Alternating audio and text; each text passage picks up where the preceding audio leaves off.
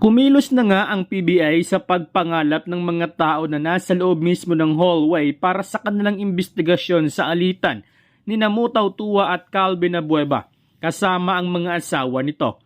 Ayon kay PBA Commissioner Willie Marcial na naghahanap na sila ng mga tao na nandun mismo sa pangyayari na yon upang maging witness sa gagawin nilang investigasyon. Though na-post na sa social media ang video, ay gusto pa rin ng pamunuan ng PBA na malaman kung ano nga ba ang naging ugat sa gulo ng magkabilang panig. Gusto rin ni PBA Commissioner Willie Marcial na konfrontahin ang dalawang player bago ang kanilang susunod na laban. Ayon nga sa akusasyon ng magkabilang panig ay nagsimula umano ang pagtitig ni Calvin Abueva sa asawa mismo ni Mutaw Tua at doon nagalit si Taw Tua.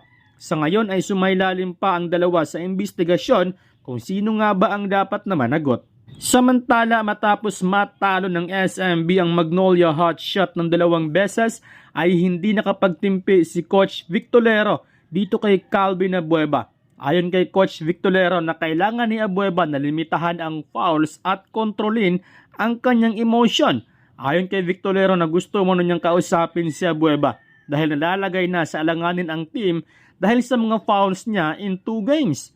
Nang tinanong naman siya about sa issue ni Abueva sa social media ay tumanggi nga ito dahil ayaw niyang sumausaw sa problema nila. Samantala, pinagbabayad nga ni PBA Commissioner Willie Marcial si Mac Talio ng 100,000 pesos dahil sa paglalaro nito sa ligang labas.